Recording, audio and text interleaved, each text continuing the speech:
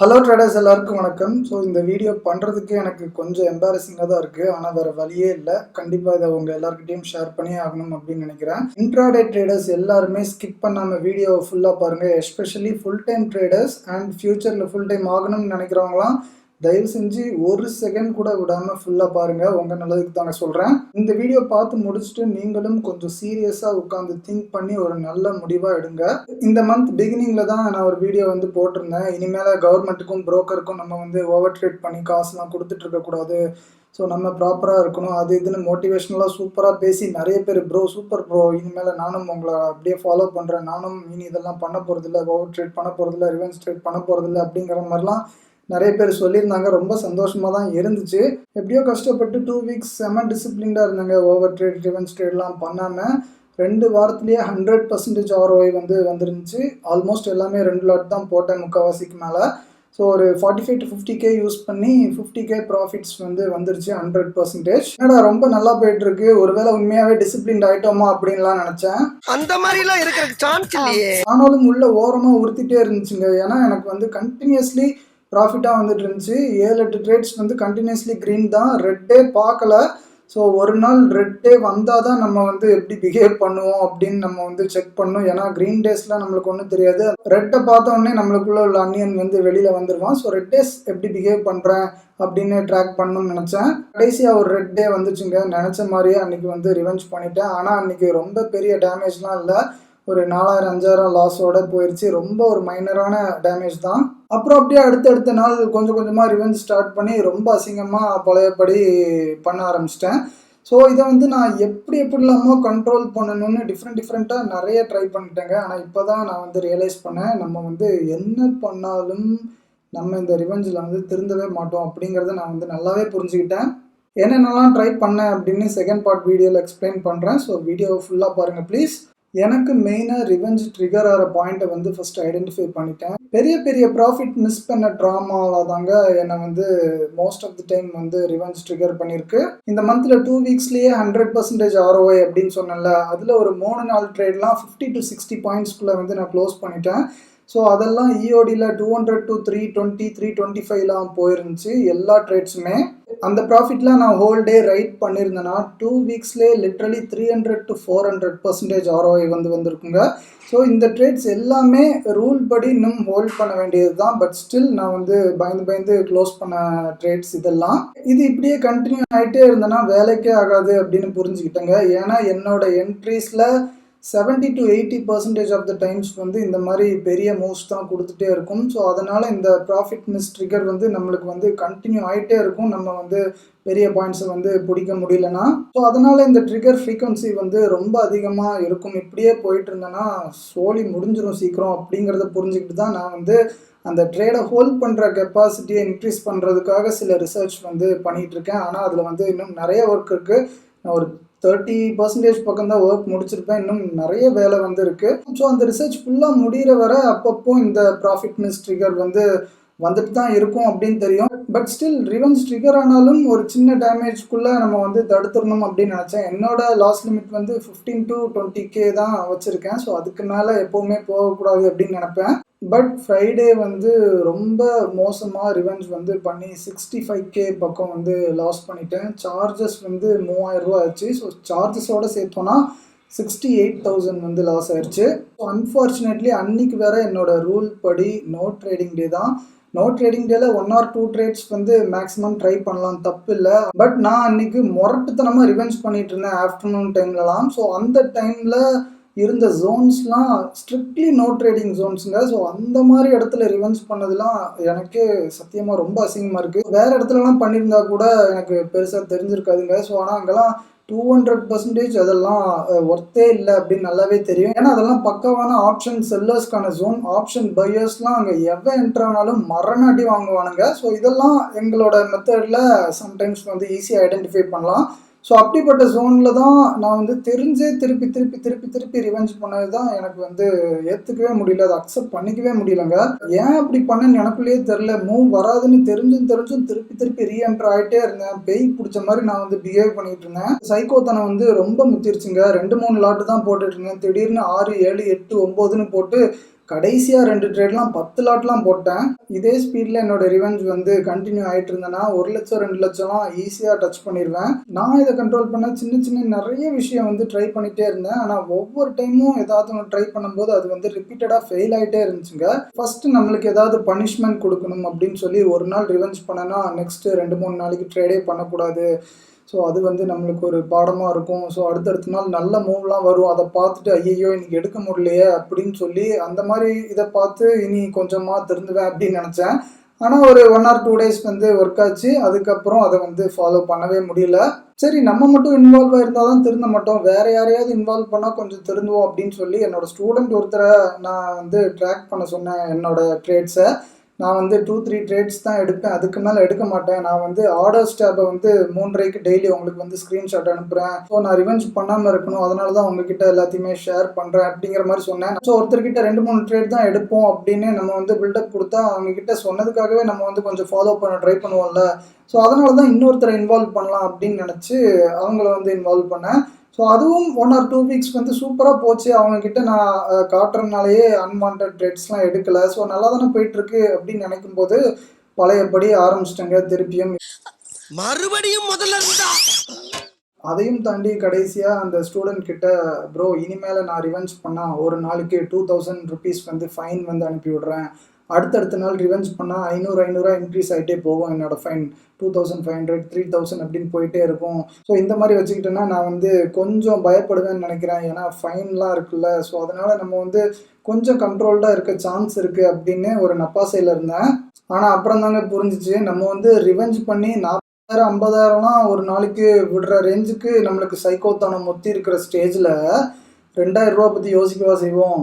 So அதனால் அதையும் மீறி நான் வந்து ட்ரேடும் பண்ணிட்டேன். நேற்று தான் அவங்களுக்கு வந்து ஃபஸ்ட் டைம் வந்து 2000 rupees ஃபைனும் அமுச்சு விட்டுருந்தேன். சொன்னபடி செஞ்சுட்டேன். ஸோ இதுக்கெல்லாம் நடுவில் ஒய்ஃபை வச்சு இன்னொரு சூப்பரான பிளானும் போட்டிருந்தேன். எனக்கு இதோட போதும், இதுக்கு மேலே பண்ணனா வேலைக்காகாது, ரிவெஞ்ச் பண்ண போகிற மாதிரி தெரியுது அப்படிங்கிற ஸ்டேஜில் ஸோ ஒய்ஃபோட மொபைலில் இருந்து log out of all devices அப்படின்னு கொடுத்துரு அப்படின்னு சொல்லியிருந்தேன். அவங்களோட அக்கௌண்ட்டில் தான் பண்ணுறேன். ஸோ அதனால் அவங்க வந்து அவங்க மொபைல்லேருந்து உடனே லாக் அவுட் ஃப்ரம் ஆல் டிவைசஸ்ன்னு கொடுத்துட்டேன்னா நம்மளோட சிஸ்டம்லேருந்தும் அது லாக் அவுட் ஆயிரும்.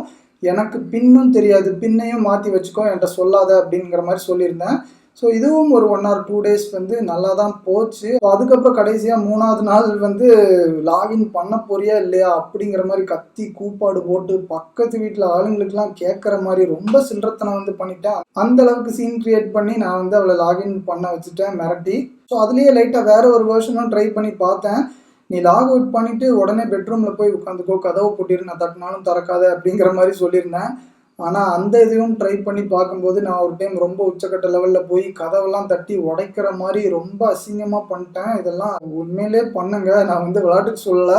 ஸோ அந்த டைமில் நான் வந்து நானாகவே இருக்க மாட்டேன் most of the time. So அந்த மாதிரியும் ட்ரை பண்ணி இதுவும் கடைசி ஃபெயில் ஆயிடுச்சு. ஸோ என்ன பண்ணாலும் திருப்பி திருப்பி திருப்பி திருப்பி எப்படியாவது நம்ம வந்து ரிவெஞ்ச் பண்ணுறதுக்கு ஏதாவது வழி கிடைக்குமான்னு நம்ம வந்து பார்த்துட்டே இருக்கோம். ஸோ அது வந்து பண்ண முடியலன்னா இன்னும் டென்ஷனாக வேறு ஏதாவது பண்ணுறோம்.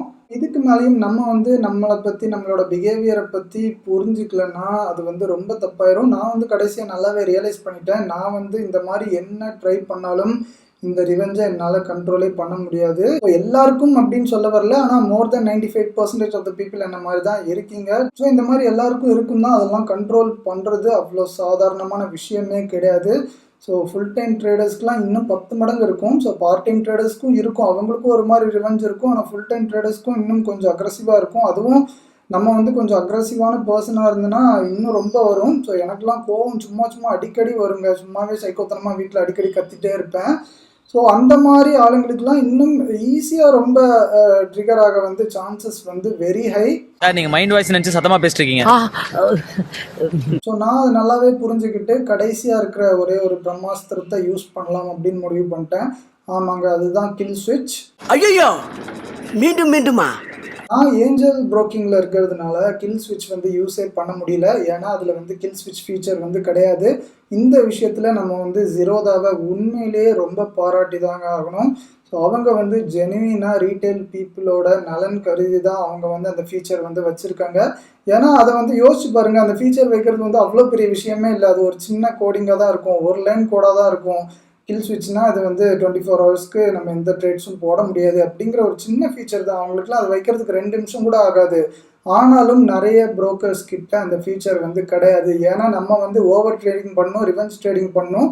அதில் தான் அவங்களுக்கு வந்து நிறைய புரோக்கரேஜ் வந்து வரும். ஸோ அதனாலேயே எவனுமே வைக்காமல் இருந்திருக்காங்க. ஸோ ரொம்ப ஃபியூ புரோக்கர்ஸ் கிட்ட மட்டும்தான் அந்த ஃபீச்சர் வந்து இருக்குது. நான் ரொம்ப நாளாக ஜீரோதாக்கு மாறலாம்னு நினச்சிட்டு தாங்க இருந்தேன். ஆனால் 2 ரீசனுக்காக மாற முடியல.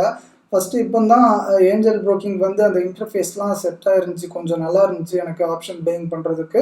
ஸோ 2வது என்னோடய ஸ்டாக்ஸ் எல்லாமே ஏஞ்சல் ப்ரோக்கிங்கில் வந்துருக்கு. என்னோடய ஃபண்ட்ஸ் ஃபுல்லாக அந்த நிஃப்டி ஸ்டாக்ஸ்லாம் கொஞ்சம் லாக் ஆகிருக்கு.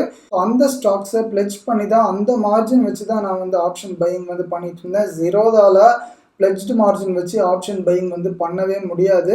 இந்த 2 ரீசனுக்காக தாங்க இவ்வளோ நாளாக மாறாமல் இருந்தேன். ஆனால் நேற்று நடந்த சம்பவத்துக்கு அப்புறம் நல்லாவே ரியலைஸ் பண்ணிட்டேன், இட்ஸ் டைம் டு ஸ்விட்ச் டு ஜீரோதா அப்படின்னு.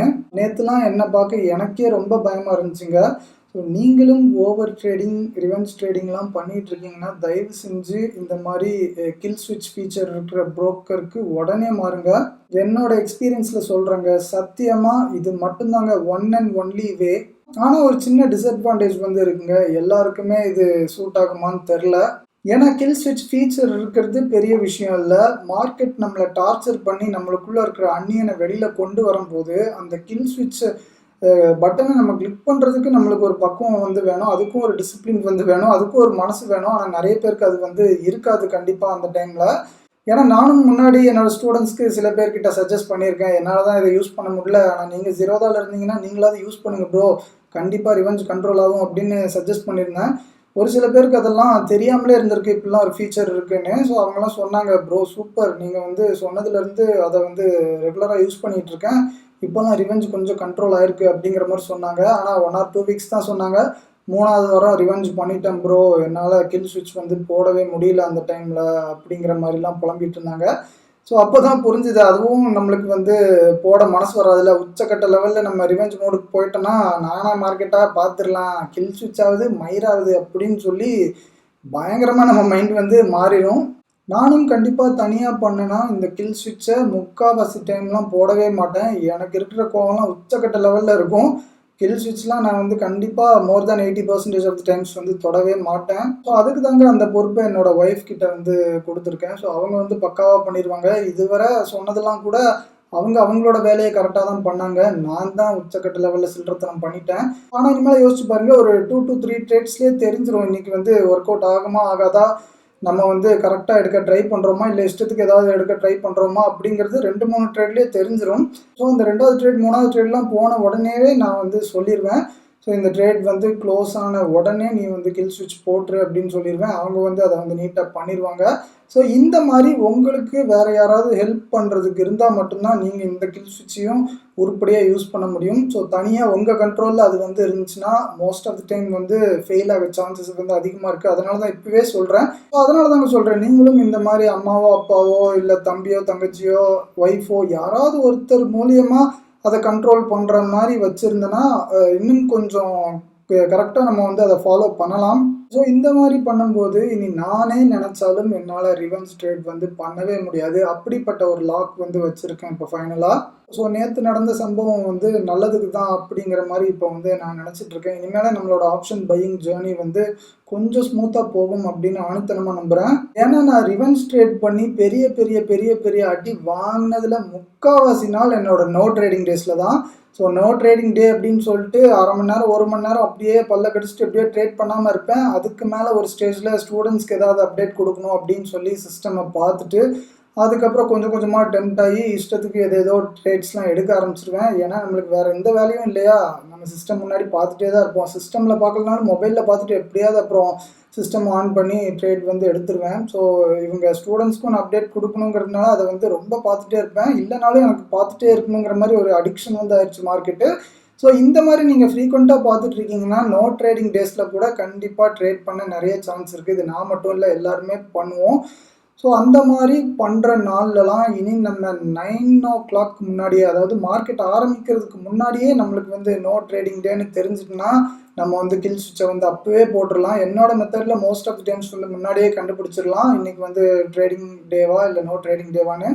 ஸோ இந்த மாதிரி நாளெல்லாம் நம்ம வந்து தவிர்த்துட்டாலே நம்ம வந்து ஆல்ரெடி பயங்கரமான ப்ராஃபிட்டில் தான் இருப்போம். ஏன்னா என்னோட ரிவெஞ்ச் ட்ரேடிங்லாம் எடுத்தாலே நான் வந்து செம்ம ப்ராஃபிட்டில் தான் இருப்பேன். ஏன்னா ஒரு வீடியோவில் வந்து காமிச்சிருந்தேன், நான் வந்து லாஸ்ட் ஃபினான்ஷியல் இயருக்கு ஆல்மோஸ்ட் எக்ஸாக்ட்லி பிரேக் ஈவன் பக்கம் இருக்குது அப்படின்னு. என்னோட 10 to 15 டேஸ் பெரிய பெரிய ரிவெஞ்ச்லாம் பண்ணியிருப்பேன்.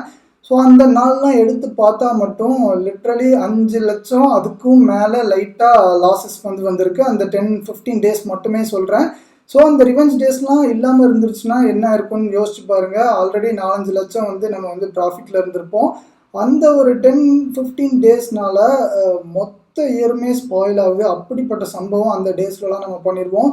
ஸோ இந்த டேஸ் எல்லாம் நம்ம தடுத்துட்டோன்னா நம்ம எங்கேயோ போயிடலாங்க. அதனால தான் சொல்கிறேன், இந்த மாதிரி ஒரு ஃபீச்சர் இருக்குன்னா அதை வந்து முடிஞ்ச அளவுக்கு எப்படியாவது யூஸ் பண்ணி நம்ம வந்து கேபிட்டலை வந்து ப்ரொடெக்ட் பண்ண ட்ரை பண்ணலாம். ஸோ பழையபடி ஜிரோதாக்கு ஷிஃப்ட் ஆகிறப்ப ஒரு காலத்தில் அவன் வந்து நம்மளுக்கு ரொம்ப லக்கி சாமாக இருந்தான். 25 மந்த்ஸ்லாம் கண்டினியூஸ்லி ப்ராஃபிட்டில் வந்து இருந்தேன். ஸோ ஆனால் அது வந்து ஃபுல்லாக செல்லிங்கில் தான். பட் ஸ்டில் அவன் வந்து நம்மளுக்கு ஓரளவுக்கு லக்காக தான் இருந்திருக்கான் அப்படின்னு நம்புகிறேன். அந்த லக் வந்து இனிமேல் ஆப்ஷன் பையிங்க்கும் கண்டினியூ ஆகுதா அப்படிங்கிறத நம்ம வந்து பார்க்கலாம். ஸோ லக்கு கண்டினியூ ஆகுதோ இல்லையோ, நம்மளுக்கு இந்த ரிவெஞ்சு போயிட்டாலே நம்ம வந்து கண்டிப்பாக க்ரீனில் தான் இருப்போம் அப்படிங்கிறது மட்டும் எனக்கு வந்து 100% வந்து கான்ஃபிடன்ஸ் இருக்குது. ஸோ பார்க்கலாம். இதே மாதிரி என்னோட ஜேர்னியை நான் வந்து கண்டிப்பாக டிரான்ஸ்பரண்ட்டாக நான் வந்து கடைசி வரை ஷேர் பண்ணிகிட்டே தான் இருப்பேன். ஸோ என்னென்ன நடக்குது அப்படின்னு நான் வந்து அப்டேட் பண்ணுறேன் ஜெனியூனாக. ஸோ நீங்களும் இனி என்ன மாதிரி கில் ஸ்விட்ச் வந்து வேறு யாரையாவது வச்சு போட ரெடியாக இருக்கீங்களா, இல்லை கில் ஸ்விட்ச் ஃபீச்சர் இருக்கிற டிமேட்டுக்கும் மாற ட்ரை பண்ணுறீங்களா அப்படின்னு உங்களோட கருத்து என்ன இருந்தாலும் கமெண்ட்ஸில் சொல்லுங்கள். ஆல்ரெடி யாராவது ரிவெஞ்ச் பண்ணிகிட்டு இருந்தோம், வேறு ஏதாவது ஒரு மெத்தட்னாலையும் நீங்கள் வந்து ரிவெஞ்சை கண்ட்ரோல் பண்ணியிருந்தாலும் தயவு செஞ்சு கமெண்ட் செக்ஷனில் வந்து சொல்லுங்கள். ஸோ ரிவெஞ்ச் பண்ணுற ரீட்டைலர்ஸ் எல்லாருக்குமே ரொம்ப யூஸ்ஃபுல்லாக இருக்கும்.